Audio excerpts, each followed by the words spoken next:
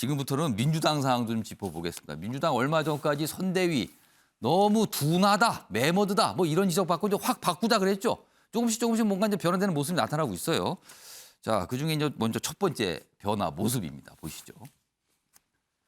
사무총장 김영진, 전략위원장 강훈식. 자, 이런 분들 이재명 후보와 굉장히 가깝다. 그리고 이재명 후보의 생각을 잘 읽고 있다. 이런 정치인을 꼽히는 분들이죠. 이재명의 민주당 구축되기 시작했다. 이재명의 민주당의 모습이 나타나고 있다는 거죠. 그러니까 이른바 측근, 젊은 재선을 요직에 앉혔다는 겁니다. 여기 보시면 당의 사무총장은요, 살림을 담당해요. 돈을 관리하는 자리입니다. 그리고요, 전략위원장은 대선 앞두고 전략위원장은 잘 짜야 되는 자리입니다. 뭔가를요. 왜냐하면 그 방향을 설정하는 자리거든요. 여기에 측근 그리고 재선 의원을 앉혔다는 거죠. 일단 그래서 이재명의 민주당의 모습이 첫 번째 모습이 이거다 이렇게 나옵니다. 자, 다음은요. 사진 좀 두 장 소개해 드릴게요. 여기 보시면 최근까지 이재명 후보가 이런 모습이었어요. 머리 모습을 좀 봐주세요. 이게 백발이라고 할까요? 아니면 약간 회색이라고 할까요? 이런 모양의 약간 염색을 트면서 약간 중후한 느낌을 준 거죠. 근데 어제부터는요. 완전히 달라집니다. 흑발입니다. 통상 정치인들이 이렇게 까맣게 염색을 하죠. 뭔가가 변화가 있습니다. 확실히요. 그리고 위에는 이래요. 백발에서 흑발로 염색한 이재명. 머리도 쇄신인가. 이게 사람이 머리 모양을 바꾼다는 거는 뭔가 생각이 바뀌었다 또는 단순히 그 차원을 넘어서 어떤 각오가 달랐다 이럴 수도 있어요. 이게 좀 주목을 끌었습니다. 자, 그럼요. 어제 이재명 후보 그리고 뭐 다른 정치인들 뭐까지 설명 그리고 뭐 소개를 좀 했는데요. 영상으로 확인해 보겠습니다. 우리 민주당도 변해야 하고 또 저 자신도 변해야 하고 성찰과 반성을 통해서 우리 국민들께 새로운 희망을 만들어 드려야 되기 때문에 저도 좀 바뀌어보려고 하는 노력의 일환입니다. 앞으로 우리 당이 신속하고 현장성에 강한 당으로 변해 나가고 반성과 성찰을 통하여 새롭게 혁신해 나가는 과정으로 만들겠습니다. 이번 대통령 선거의 전략기획본부는 워룸처럼 운영할 생각입니다. 상황실과 전략기획본부와 비서실과 모든 가능한 본부와 유기적으로 소통하고 그 소통을 통해서 모든 정보를 취합하고 최선의 선택을 한 후에 선제적으로 대응할 것입니다. 자, 이경 선대위 부대변인. 이 머리 색깔이 달라졌어요. 이 약간 회색 계통에서 지금 약간 검은색 계통으로 확 달라졌거든요. 이거 어떤 배경이 있고 어떤 의미가 있다고 봐야 됩니까? 설명 좀 해주세요. 어떤 이유가 있는지. 우선 그 좌측의 머리가 이제 밝은색 머리는 예. 지난 코로나 때 경기도지사직을 했을 때 예.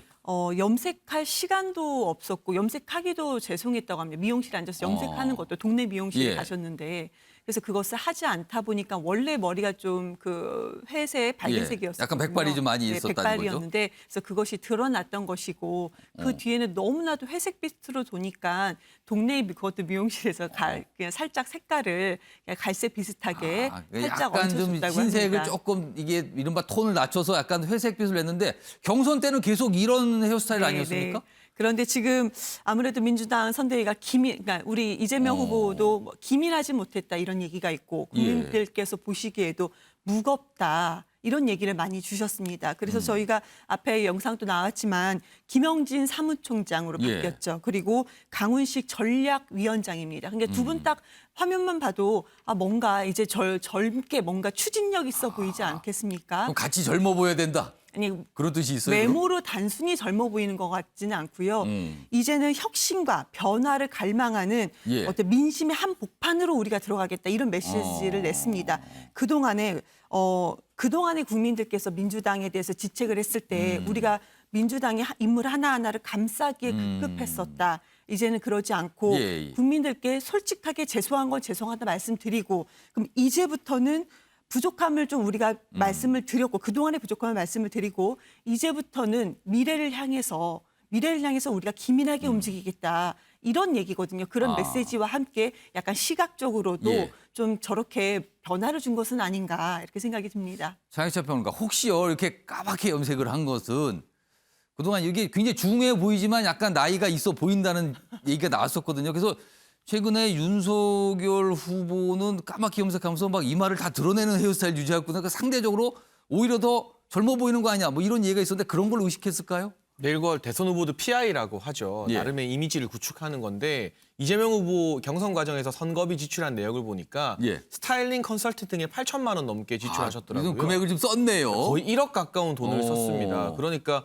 그 돈을 어디 썼는지 한번 찾아보면 동네 미용실에서 소탈하게 염색 안 한 건 아닌 것 같다는 생각이 좀 드는데 약간 뭔가 전문가의 조언을 받았다 이거죠? 제 개인적으로는 이재명 후보 하면 생각나는 좀 다소 날카로운 이미지를 예. 저 회색빛 은발이 좀 중화시켜주는 나름의 좋은 역할을 했었던 것 같은데 이번에 염색을 한 게 조금 패착이 아닌가 싶은 예. 생각이 들고요. 뭐 2030의 지지를 받기 위해서다, 조금 더 젊어 보이기 위해서다라는 분석이 언론을 통해서 많이 나오고 있습니다만 예. 2030 지지받고 2030들 다시 돌아보게 만드는 법 아주 간단합니다. 예. 조국 전 장관 잘못했으니까 SNS 그만하시라, 이재명 후보가 이렇게 말씀하시면 되고요. 특히나 조국 사태 이후에 또 이 2030들이 문재인 정부에 실망한 결정적 계기가 인국공 사태거든요. 예. 인천국제공항 비정규직의 정규직화 과정에서. 근데 이게 문재인 대통령의 사실상 1호 공약이었습니다. 이거 잘못했다. 난 이렇게 불공정한 취업 사태 두고 보지 예. 않을 것이다. 직격탄 날리시면 문재인 정부에 실망한 2030들이 염색 안 하셔도 이재명 후보 돌아보실 겁니다. 자, 이경 부대변인이 발언기 요청하셨는데 제가 우선 뭐 두 반론하실 것 가지만, 같은데 30초 정도 딱 짧게 드릴게요. 두 가지만요. 반론하세요. 우선은 그 백발이었을 때는 동네 미용실을 사용한 것이 예. 맞습니다. 예. 근데 이제 대선 후보로서 예. 이미지를 변화시키기 위해서는 좀 컨설턴트 받은 것은 맞습니다. 예. 근데 그 전에 이제 백발은 그 동네 미용실이었다. 그리고 지금 말씀 주시기에 예. 좀 귀에 좀 저렇게까지 말씀하실 필요가 있나라는 게 하나가 조국 전 있는 장관 게 얘기하신 걸 말씀하세요? 아니요, 굳이 거기는 말씀드리지 예. 않겠습니다. 염색한 것이 패착이 아닌가라고 말씀을 주셨어요. 그게 좀 문제라고 지적을 하셨어요, 아니, 오히려 그러니까요. 더. 근데 또 패착이라고 말씀을 주셨어요. 민주당이 좀 잘해보자. 그동안 국민께 죄송하다. 이제 잘해보자라고 좀 뭔가 변화를 주고자 하는데 예. 차라리 대변인처럼, 국민의힘 대변인처럼 그냥 지금 민주당이 무서우면 무섭다라고 말씀을 예. 주시면 되실 걸, 이거를 아침부터 패착이라는 단어는 좀 과하지 않았나. 장혜철 평론가, 혹시 패착이란 단어를 좀 다른 걸로 바꾸실 의향 있으세요? 아, 저는 그만큼 백발이 참 잘 어울렸다, 이런 취지에서 드렸던 이게 이전 모습이 더 나았다. 알겠습니다. 아무튼 뭐 반응은 다를 수 있죠, 각자. 근데 아무튼 뭐가 변화된 모습, 확실히 변화된 모습이 있었습니다. 자, 이런 상황에서요. 다음 화면 좀 보겠습니다. 지금 민주당 내부에서는요, 이재명 배우기, 그러니까 이재명 지사와 관련된 책 활동 사항에 대한 의원들이 좀 숙지해서 그런 거를 국민들께 알려야 된다, 이런 분위기가 분명히 있거든요. 그런데 그런 상황에서요, 뭐 이 얘기는 끝났고요. 다음 화면 보여주세요. 이런 상황에서 보좌관 차원에서 뭔가 좀 지적하는 목소리가 있어요. 여기 보면 문제는 후보인데 뭐 이런 거예요. 여기 보면 SNS 중에서 익명으로 글을 올리시는 데가 있어요. 그러니까 아무래도 좀 더 솔직하고 조금 강한 표현들이 들어가겠죠. 거기에 이런 글이 최근에 올라왔습니다. 후보만 빼고 다 바꾼다며 난리인데 문제는 후보다.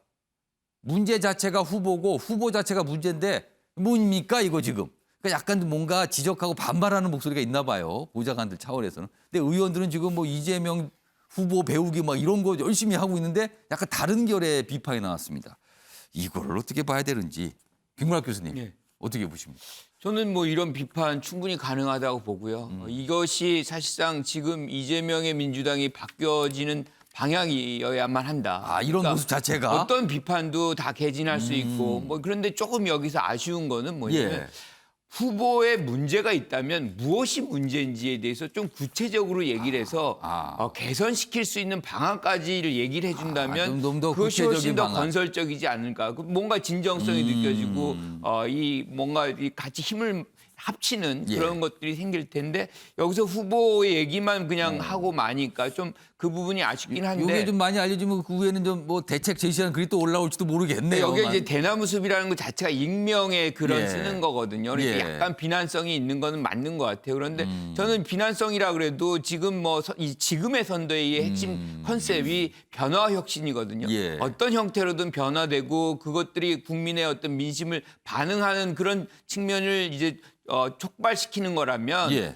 이런 비판도 스스로가 해야 되는 것이고 그런 차원에서 이미 후보가 본인이 어떤 대장동 문제도 해명 급급했었다.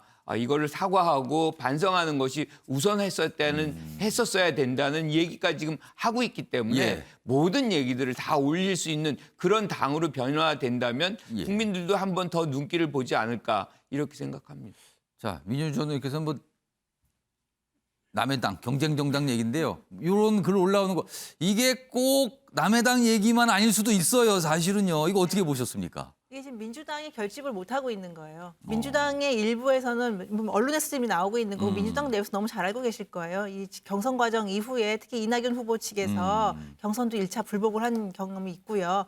그리고 이재명 후보 지지율이나 이런 걸 보더라도 지금 민주당 내부에서 결집을 못하고 있는 것이고 후보로서 인정하고 싶지 않은 그러니까 부분이 있는 거죠. 완벽한 원팀이 안 되는 모습의 일부가 아닌가? 네, 네. 그러니까 모자진이기 때문에 당연히 실명으로 예, 하기는 예. 어려울 거고요. 예. 그래서 민주당 내에서 후보에 대한 비토가 있는 문제였고 사실은 지금 사무총장이나 전략위원장 교체하고 뭐 다 이제 교체한다고 나오지 않습니까? 이재명의 민주당을 만들겠다고 하는 것도 예.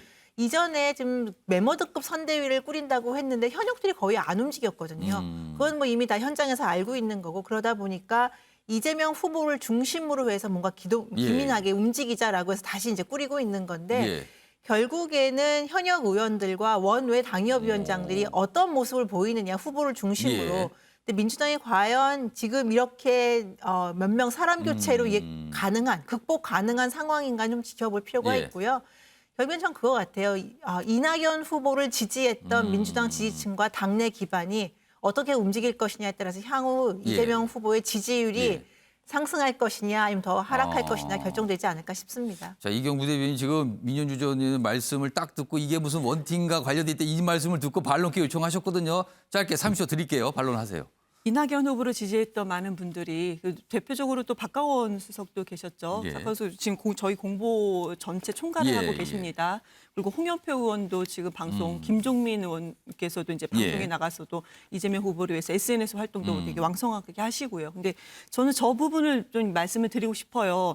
여의도 대나무 숲에 딱 그 예식을 하나 있는 것입니다. 예. 그것이 어떻게 민주당의 지금 내부의 비판의 전체를 볼 수는 없다. 그렇죠. 일부죠. 그러면요, 일부에서 나온 그럼요. 목소리입니다. 그래서 제가 이거를 말씀드리고 싶어요. 그러면은 그동안 이재명 후보가 왜 주식 유튜버라든지 아니 관훈 토론이 예. 나갔잖아요. 거기 밑에 국민들께서 그런 얘기를 하십니다. 특히 이제 관훈 토론 같은 거 내가 지금 2시간 이상 넘는 이 토론 같은 거 안 보는데 이거 보고 나 민주당 예. 이재명 찍겠다. 민주당은 그동안 싫었는데 이재명은 찍겠다. 그리고 주식 유튜버 그 밑에 예. 댓글에도 이재명이 우리나라 대선 후보가 이 정도까지 주식을 잘하고 2030에 대해서 잘하는 거는 몰랐다. 내가 이거 보고 정말 찍겠다. 이런 얘기도 상당히 많습니다. 그러니까 딱 저렇게 하나만 놓고 봐서 민주당 전체를 이재명 후보 전체를 평가하기에는 좀 부족함이 있다고 보여집니다. 김광학 교수님 하실 말씀 있으세요? 저는 선대위에 관련해서 이제 예. 말씀을 드리고 싶은데 선대위에 관한 한 사실은 국민의힘보다 지금 민주당이 훨씬 더 개선되고 있어요. 가볍고 단순한 것이 복잡하고 무거운 것보다 이기거든요. 예. 지금 국민의힘은 너무 무겁고 사실은 복잡해요. 그러니까 민주당이 총괄의 무거워봐서 상임의 안다는 거죠, 공동의 그게. 공동본부장에 이게 움직일 가능성이 보이는지. 예. 그러니까 이렇게 이제 선대위를 구성하면서 사실은 민주당 선대위를 얘기하는 것 예. 자체가 본인의 어떤 또는 자당의 얘기를 먼저 해결을 해야 되는 것 아닌가 이렇게 생각합니다. 앞서 무거워봤던 민주당이 그걸 알 것이다. 지금 저게 얼마나 무거운 건지를 뭐 이런 설명을 들립니다.